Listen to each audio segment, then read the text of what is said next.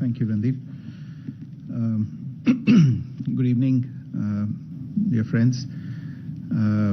As you are aware, the Chancellor of the Federal Republic of Germany, His Excellency Olaf Scholz, is on a visit to India at the invitation of Prime Minister Shri Narendra Modi. This is a multi-part visit. It has three distinct elements. The first one is the 7th India-Germany intergovernmental consultations, which the Chancellor co-chaired with the Prime Minister. The intergovernmental consultations are a somewhat unique method of engagement between two governments, where the two leaders get together with a large number of their cabinet colleagues who independently hold meetings under separate verticals and then report the results of their discussions to the two leaders. So this was the 7th in that series of consultations. The visit also featured addresses by both leaders to the Asia-Pacific Conference of German Business. As you may be aware, this is a major conference on the calendar of German business. It's held in different parts of the world in different years. The last such conference that took place in India was nearly 12 years ago, and it's after 12 years that the conference was returning to India, gathering together German business leaders from a whole host of German industry and business. And the third and final part of the visit, which will unfold tomorrow, is the Chancellor's trip to Goa to visit two German naval ships that will be making a port call there after having undertaken exercises with the Indian Navy in the last few days. The Chancellor is accompanied by a high-powered delegation, as I said, which comprises the Vice Chancellor of Germany, who's also the Minister of Economic Affairs and Climate Action. And the other ministers accompanying are the Minister of Foreign Affairs, the Minister of Labour and Social Affairs, and the Minister for Education and Research. This is Chancellor Scholz's third visit to India in his capacity as Chancellor. In the last 2 years, he and the Prime Minister have met on 5 occasions, indicating the depth and breadth of our bilateral ties. This year, 2024, we are also celebrating the Golden Jubilee, the 50th year of India-Germany science and technology collaboration. And next year in 2025, we will celebrate the Silver Jubilee, 25 years of the India-Germany strategic partnership. The Chancellor arrived last night. This morning, he and the Prime Minister had a restricted bilateral meeting. Subsequently, they both addressed the Asia-Pacific Conference, where over 650 leading industry representatives from India, Germany, and other countries in the Indo-Pacific were present. In their bilateral meeting, apart from discussing various areas of bilateral cooperation, they also touched on important regional and global issues, including the Russia-Ukraine conflict and the situation in West Asia. The high point of the visit was the intergovernmental consultations, which were co-chaired by the Chancellor and the Prime Minister. The relationship was reviewed across multiple pillars in the relationship, and these are primarily foreign policy and security, economy and commerce, the green sustainable development cooperation, and critical and emerging technologies and innovation, science and technology, and something that is emerging as a very, very important pole of India-Germany relations, which is mobility and migration and people-to-people ties. The visit comes at a time when there has been keen desire expressed in Germany across party lines to further strengthen relations with India. In fact, India, you might recall, was one of the few countries that was named in the coalition government agreement that was put together when Chancellor Scholz assumed office. The agreement states that coalition partners have outstanding interest in deepening the strategic partnership with India. In addition, you may also be aware that for the first time, the German government has released two India-specific policy documents. One is a focus on India, which is only the second such country report that Germany has released about any country. And the second is the labor strategy, skilled labor strategy, which is the first such report that Germany has released about any country. On the bilateral front, the two leaders expressed satisfaction at the considerable progress that has been made in diverse sectors of trade and investment, green and sustainable development, economic and development cooperation, science and technological collaboration, education, culture, people-to-people relations, and the areas that are now emerging at the forefront of their cooperation, which includes critical and emerging technologies, defense and security, and, as I said earlier, skilling and mobility. Relations between India and Germany have been on a constant upswing in recent years. Our bilateral trade stood at $33 billion in 2023, and cumulative German investments in India amount to nearly $15 billion. As both sides pointed out on repeated occasions during this morning's discussions in multiple formats, there has been substantial progress made, but there is still significant potential in the relationship that remains to be exploited. In the political and security domain, counterterrorism cooperation featured as an important element in the discussions between the two leaders. And in order to promote closer cooperation, in order to investigate and prosecute criminals, including for the crimes of terrorism, there was a very important agreement that was concluded during this visit, which is the Mutual Legal Assistance Treaty in Criminal Matters, and the agreement on exchange of information, on the exchange and mutual protection of classified information. As I said, defense cooperation has emerged in recent years as a very promising area of bilateral cooperation. We have seen an appreciable change and evolution in the regulatory environment insofar as export clearances for India are concerned, and this is a very welcome development. There have been increasing interactions and exchanges between the armed forces of the two countries. I referred to the naval exercise that has just been held. And as part of Germany's Indo-Pacific deployment, two German ships, frigate Baden-Württemberg and a supply ship, Frankfurt am Main, are making port calls in Goa, and the German Chancellor will be visiting these ships personally tomorrow. One of the themes, or rather the main theme of this year's IGC was also growing together with innovation, mobility and sustainability. The central focus was technology and innovation. And in keeping with this, the leaders launched the India-Germany Innovation and Technology Partnership Roadmap, which will guide the two countries' efforts in the areas of renewable energy, startups, semiconductors, AI, quantum computing and skill development. On the front of sustainable development and clean energy, both leaders welcomed the launch on the occasion of this visit of the Green Hydrogen Roadmap, which will facilitate production and trade in green hydrogen. And the German interlocutors mentioned the prospects of India emerging as a major green hydrogen production hub, which would then in turn benefit the clean energy objectives of a number of partner countries, including Germany. India and Germany are also cooperating in third countries under the framework of the trilateral partnership.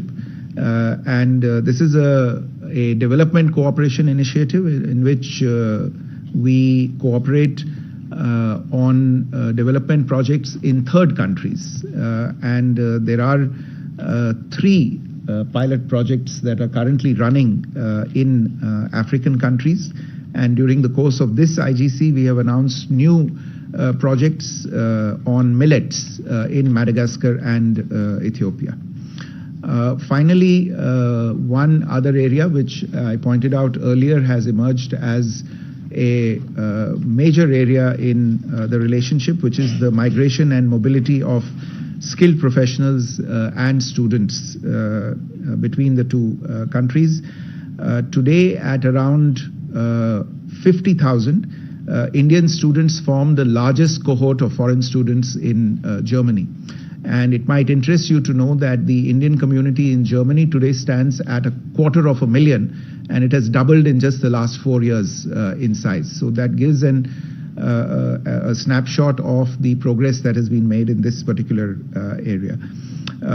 Prime Minister, therefore, welcomed the German government's recent strategy to attract skilled labor from India, and indeed all German leaders during the IGC emphasized on the intention and desire of Germany to further increase this intake of skilled professionals and talent from India. During the IGC, both sides concluded a joint declaration of intent on labor and employment, and also an MOU on skill development. Tomorrow, as I said, the German Chancellor, accompanied by the German Foreign Minister and other German dignitaries, will be visiting Goa. He'll visit the 2 German ships that are making a port call there. Our Minister of State for Defense and the Flag Officer Commanding-in-Chief of the Western Naval Command will receive the Chancellor in Goa. The visit will end tomorrow evening, when the Chancellor will return to Berlin from Goa tomorrow evening. Just a few other points. There will be a joint statement that will give you a fuller insight into the developments and the progress registered between the two sides in discussions over the course of the last year. There will also be details of the agreements that have been signed. My understanding is that close to 18 agreements or documents were concluded between the two sides on this occasion. 8 of these were exchanged in front of the leaders, but the full list, I imagine, will be publicly available. There were also a number of key announcements, as many as 7 announcements that were made. They include the placement of a German liaison officer in the Indian Ocean Region Information Fusion Center here in Gurugram, Germany's support for India's observer status in the Eurodrone program, German projects and funding commitments of 20 million euros under the Indo-Pacific Oceans Initiative, instituting regional consultations between the foreign offices of India and Germany on various regional matters. I've already referred to the millet pilot project in Madagascar and Ethiopia. A green and sustainable development partnership dashboard was launched on this occasion, and the first international research training group between India and Germany was established on this occasion. With that, let me stop here, and if you have any questions, I'd be happy to take them. Can we start with Ajay there? Good evening, Foreign Secretary. I'm Ajay Banerjee with the Tribune. Sir, my question pertains to the transfer of technology which Germany is promising with regards to making of submarines in India. Have they mentioned the submarines to us? Is there a talk about technology transfer? And is India satisfied with Germany's recent changes in the regulation with regards to transfer of technology? Ayushi? So good evening, this is Ayushi from ANI. So did the issue of Aryash, the Indian child in German foster care, come up during the discussion with the German Chancellor? Also, was there any talks regarding her repatriation, since it has been more than 3 years now? Thank you. Uma? I'm Huma Siddiqui from the Financial District. I have 2 questions. One is related to, was the India-EU FTA come up for discussions? You talked about the green hydrogen roadmap. If you can...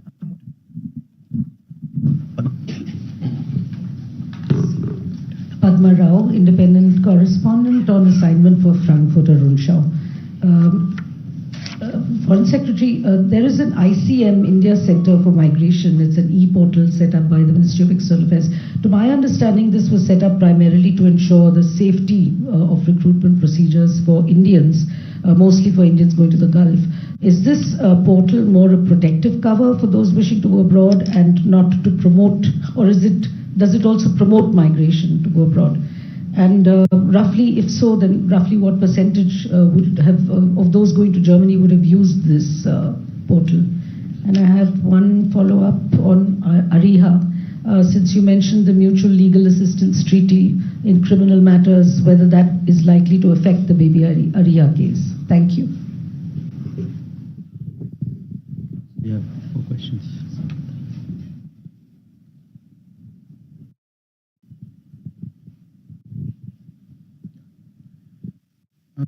Let me take these questions. Ajay, on your question of the transfer of technology for submarines, as you know, there is a project that is underway where the Ministry of Defense is involved in an exercise to assess competing offers for the submarines that India wishes to procure. This is an ongoing technical, financial and commercial process. So it's not yet been completed. Obviously, yes, the German side is interested in this issue, and there was a reference made on this, but I think it would be very difficult to say anything until such time as a commercial agreement is concluded between the two sides on this issue.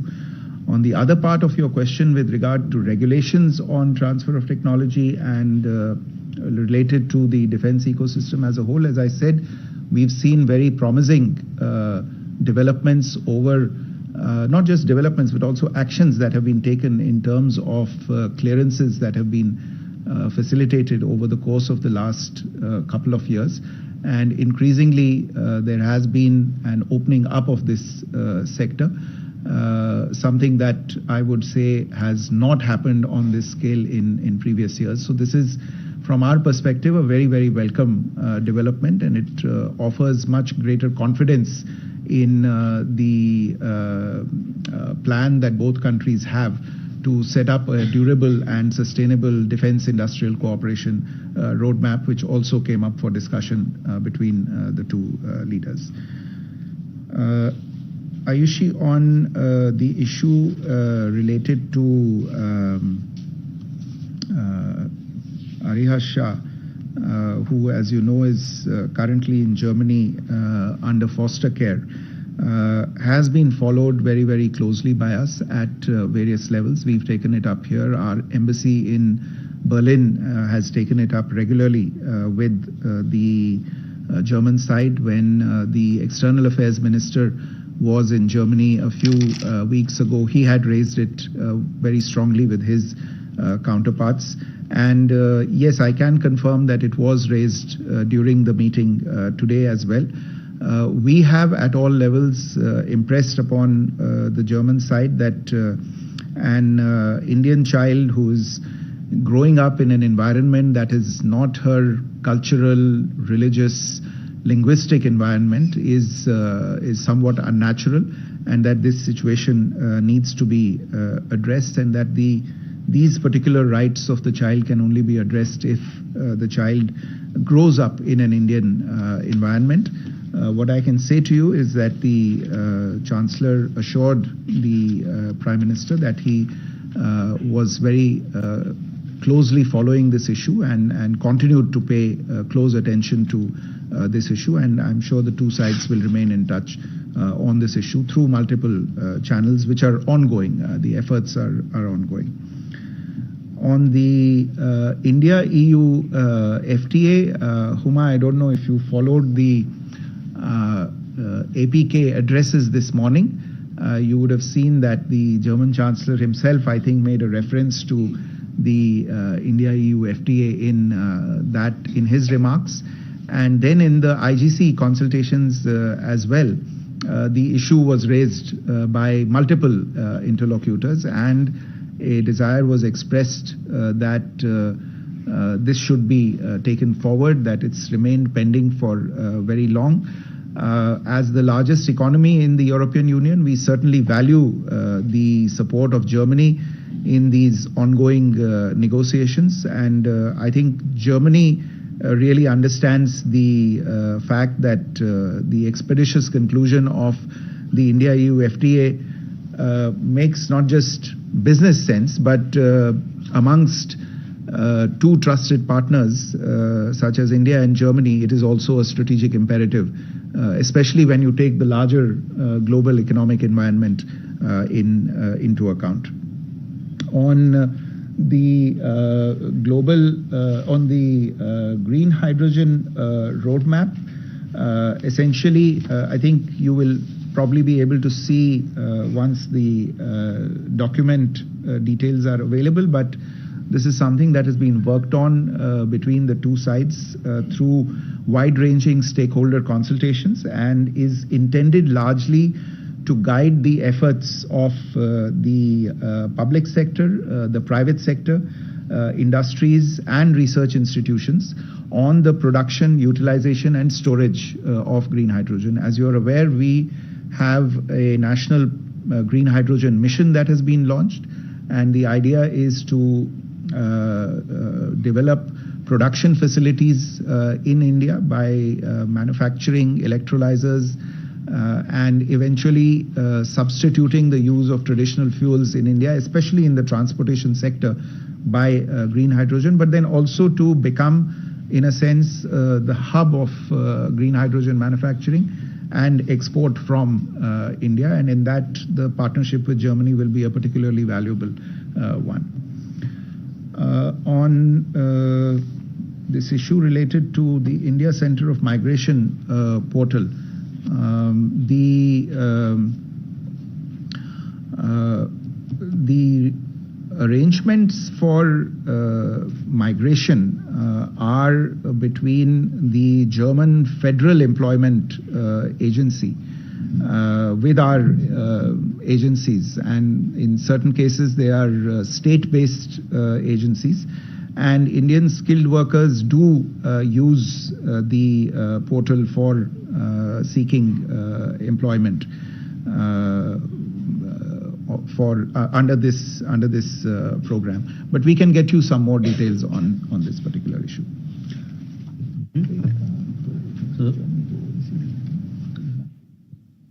Sudhir, you had a question?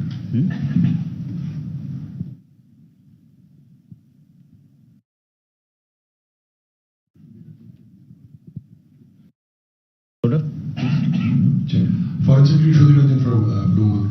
If you could give us an understanding on, whether there were discussions, or rather the Prime Minister referred to sharing of emerging critical technology.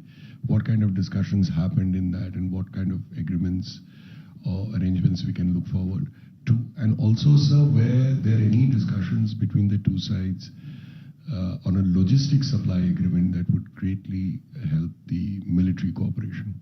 Thank you. Rishabh? Foreign Secretary, good evening. This is Rishabh from Times Now. So I have a question. Can we expect more collaboration in the manufacturing and technology sector, especially with respect to the Make in India initiative that the government of India have? And one more question on skilling. A lot of focus about India-Germany people-to-people connect, as well as skilling and skill development has been spoken about. If we can have more details on that. Yeah. We have Madhurendra. Sir, जैसा कि आपने बताया कि भारतीय छात्रों की संख्या बेहद कम समय में डबल हुई है जर्मनी में, तो क्या भारतीय छात्रों के लिए वीजा प्रोसेस को ईज करने के लिए क्या कोई बातचीत हुई है? इस संदर्भ में कोई डेवलपमेंट हुआ हो? और मेरा दूसरा सवाल है कि इंडो पैसिफिक को लेकर आपने जिक्र किया कि इंडो पैसिफिक में 2 जर्मन शिप्स जो हैं वो डिप्लॉय किए गए हैं, तो इंडो पैसिफिक को लेकर क्या कोई स्पेसिफिक बातचीत दोनों राष्ट्राध्यक्षों के बीच हुई है?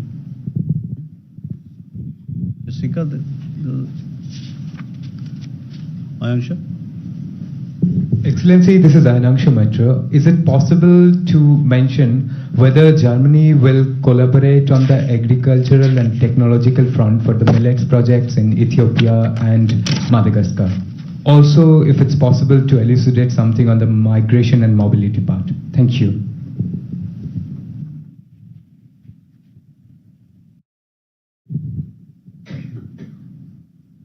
Okay, let me, on the sharing of critical and emerging technologies, as you're aware, Shruti, in the last few years,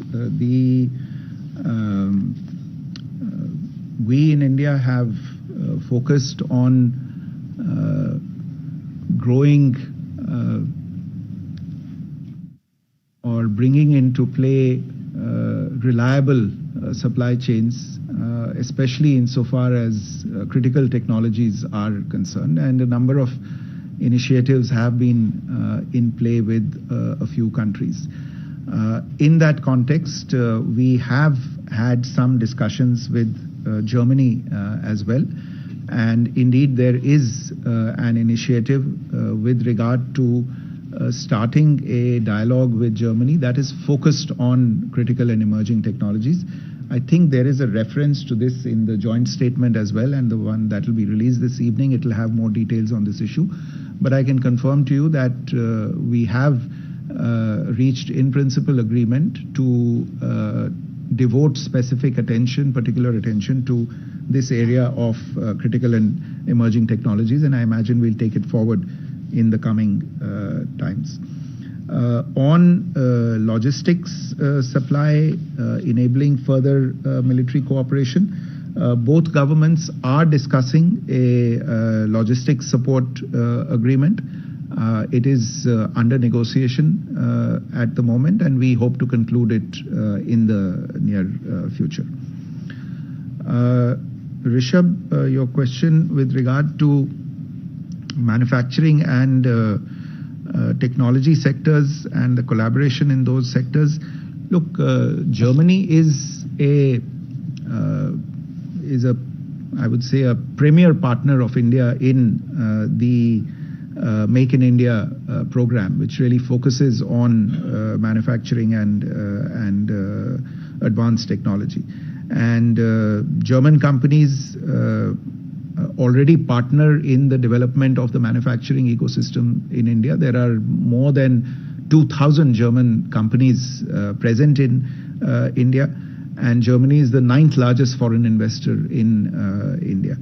The fact that we had, after a long time, the APK event, the Asia Pacific Conference of German Business back in India, the fact that Chancellor and Prime Minister together addressed it signifies the attention and the significance of the need for that both countries in fact attach importance to developing resilient supply chains and the role that India can play in the diversification and de-risking of global supply chains.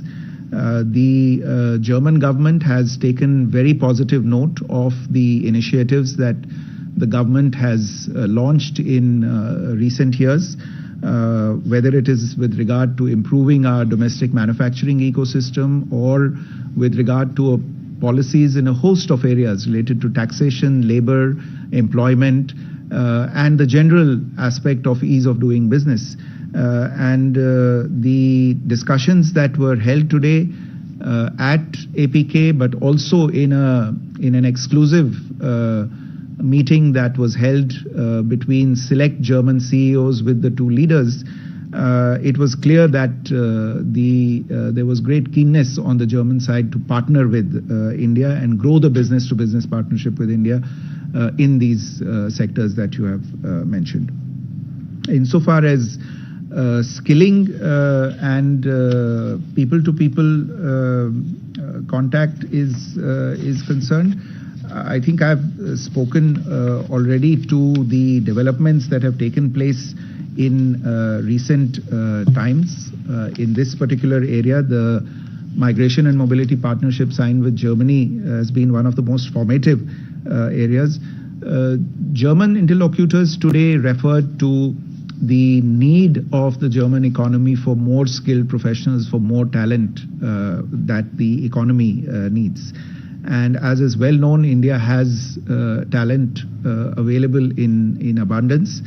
What is particularly notable is that the Indian community that is present, the Indian immigrant community of workers and students and skilled professionals that is present in Germany today, is increasingly being regarded as a model immigrant community on account of the way it conducts itself, on account of the skills that it brings with it, and on account of its behavior in a foreign country. And that is something that is very welcome to the German ecosystem.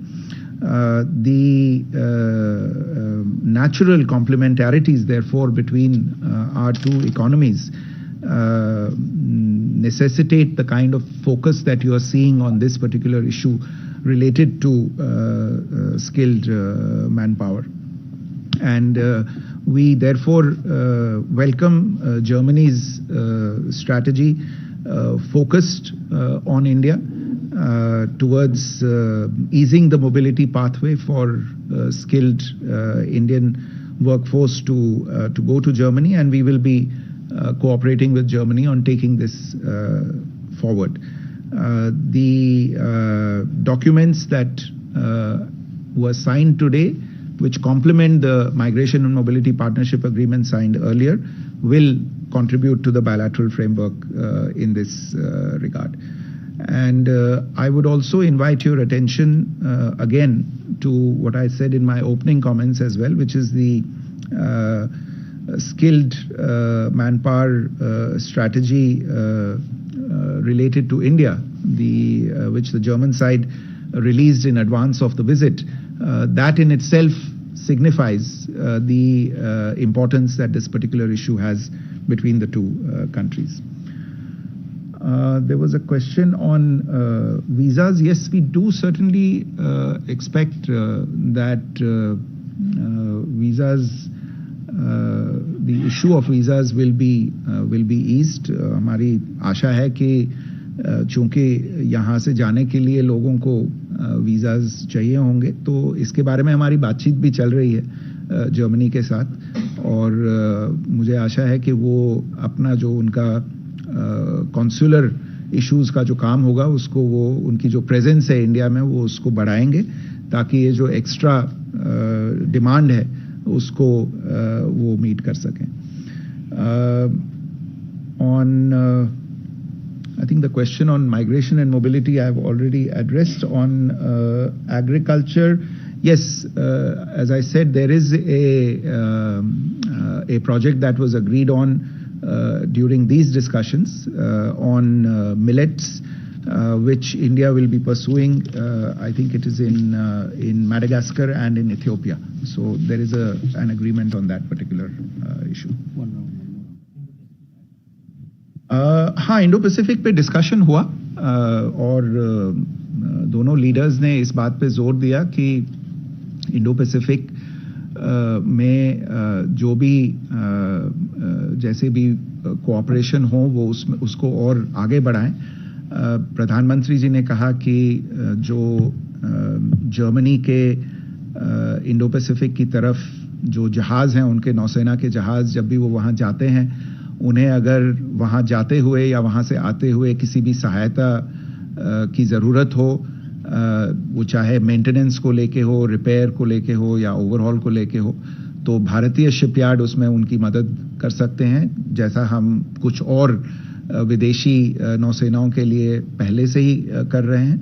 लेकिन इससे अधिक महत्वपूर्ण ये बात है कि दोनों leaders ने इस बात पे बल दिया कि इंडो पैसिफिक को एक रूल्स के बेसिस पे चलना चाहिए, और जो भी वहाँ पे विवाद हों उनको एक जो इंटरनेशनल लॉ है, और इस मामले में international law UN convention on law of the sea है, तो उसके तहत उन चीज़ों का सल्यूशन निकालना चाहिए. और इंडो पैसिफिक पे भारत और जर्मनी की कोऑपरेशन और डायलॉग आगे भी जारी रहेगा. आलोक. अशोक उमेद जी न्यूज़ से. मेरा सवाल माइग्रेंट्स लेबर को लेकर है, उसको हिंदी में आप बता दें प्लीज। ठीक है, Keshav. Good evening, Foreign Secretary. Keshav from the Print. My question is a follow-up to the FTA. Yesterday, the German Vice Chancellor made a suggestion that they're looking maybe at a shortcut FTA. Maybe the EU needs to relook this comprehensive approach. So was something along those lines discussed to see, test waters? And my follow-up on this triangular cooperation is that this comes under GSDP, which Germany promised 10 billion euros in 2022. Has there been any idea of the financial pledge from that for this sort of triangular cooperation in Africa, or will it continue to be small, quick impact projects? Thank you, sir. Kalol. So this is Kalol from the Hindu. Sir, the Prime Minister spoke about peace initiative during the BRICS speech, and the India-German discussions are happening right after BRICS. So I want to know if the Ukraine situation featured in the talks, and if there was India-Germany exchange on how to build peace in the context that this is happening right after the Indian Prime Minister himself spoke about about peace. Kunal.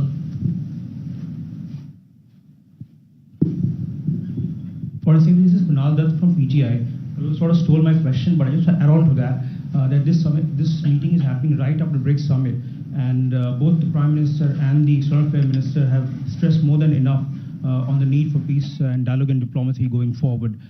So how much of that figured in the talks, both for West Asia and the Ukraine, and particularly India's role as a peacemaker? And the second one is a very small question, that the LO being decided to be appointed in the IFSC-IOR in Gurgaon from Germany, a G7 nation now being there. Do you think the positioning of that will further strengthen the Indo-Pacific vision of India? Thank you, sir. Okay. तो migration के मुद्दे पे ये कहना चाहूँगा कि अभी Germany में इस समय भारतीय मूल के करीब 2.5 लाख लोग हैं, प्रोफेशनल्स, स्किल्ड वर्कर्स, स्टूडेंट्स को लेके, और ये जो 2.5 लाख की गिनती है ये पिछले 4-5 साल में दुगनी हुई है। तो इससे आप अंदाज़ा लगा सकते हैं कि कितनी तेज़ी से जो भारत और जर्मनी के बीच में माइग्रेशन और मोबिलिटी पार्टनरशिप एग्रीमेंट हुआ है उसको काम में लाया जा रहा है। दूसरी चीज़ ये कहना चाहूँगा कि जर्मनी में काफ़ी मांग है भारतीय टैलेंट के लिए और भारतीय प्रोफेशनल्स के लिए, और ये न सिर्फ इस वजह से है कि हमारे पास टैलेंट है, लेकिन इस कारण से भी है कि भारतीयों को, भारतीय नागरिकों को एक तरह से एक मॉडल इमिग्रेंट कम्युनिटी के रूप में जर्मनी में देखा जाता है। तो ये एक अच्छी बात है और हमारी आशा है कि ये जो हमारे भारतीय मूल के नागरिक जर्मनी में उनकी संख्या बढ़ रही है वो आगे आने वाले सालों में और भी बढ़े, और ये एक तरह से भारत और जर्मनी दोनों देशों के बीच एक बहुत ही मजबूत पुल के रूप में काम करे। मैंने ये भी बताया कि इस विजिट से कुछ ही दिन पहले जर्मनी ने एक डेडिकेटेड रणनीति के रूप में एक रिपोर्ट को लॉन्च किया था। आप उस रिपोर्ट के बारे में पढ़ सकते हैं, वो पब्लिकली अवेलेबल है। तो ये भी दर्शाता है कि इस विषय को लेकर जर्मनी में कितनी रुचि है और वो इसे कितना महत्वपूर्ण समझते हैं। आगे आने वाले जो उनके आर्थिक दृष्टि से उनके जो भी प्लान्स हैं, उनके आगे जो डेवलपमेंट वो करना चाहते हैं, उसमें मोबिलिटी का कितना रोल है और स्किल्ड प्रोफेशनल्स का कितना रोल है, ये भी दर्शाता है। आज भी कुछ समझौतों पे हस्ताक्षर हुए हैं जो इन चीज़ों को और बढ़ावा देंगे। On the FTA, today's discussions, as far as I can recall, were about the generic issue of the need to energize the FTA discussions, which